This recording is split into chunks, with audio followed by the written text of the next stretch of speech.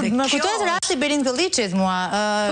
Ishte shumë afër dhe në fakt dhe ai vetë ka pasur një reagim në këto 24 orët e fundit kur ai përdori ato posterin me gishtin, le ta themi, po përmend këtë gjë.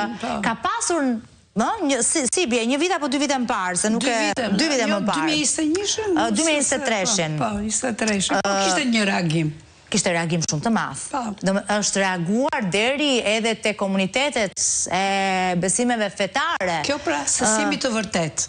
Ja ku jemi në një situatë tjetër. Jo pra, sepse ne nuk jemi të vërtet. Ne fatkeqësisht jemi gjithmonë me më të fortin.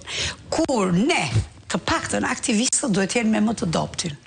Absolutisht, mua më thonë... Dhe kur është dhe roli dhe qëllimi një aktivisti në parim. Kur është e majta në pushtet, mua më thonë e djathtë. Kur është e djathta në pushtet, mua më thonë e majtë.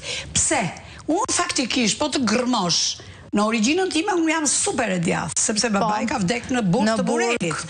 Ne ta themi dhe për publikun. Unë, si aktiviste, në momentin që merrem për të ngritur politika sociale, unë jam e majtë në një farë kuptimi, unë jam për politika sociale, unë jam për barazi, për drejtësi sociale. Dhe këtu i kaloj kufit e babaj tim, e gjeneratës tim të vjetër, do me të familjes, i kaloj jam ndryshe nga ato, sepse ato s'dini, edhe ato ndoshta kanë gjë për një lloj barazie. Po unë jam për këtë. Po s'mund të jesh në një shtet kur i ka kapur, ai i ka kapur kaq fort të gjitha dhe nuk i lëshon më. Dhe ne jemi mekur, e gjithë shoqëria është mekur, nuk ka zë më. Pse s'ka zë? Sepse ka interesa.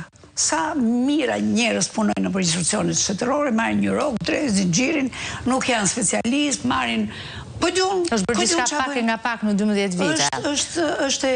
Është trishtim shumë e madh dhe kjo është për të bërë pyetjen ku o vadis. Ku po shkojmë, sepse kjo ndoshta është vetëm fillimi, por ne mund të kthehemi në një shtet autokratik de jure, se tash de facto jemi. Dhe vazhdojmë kemi çik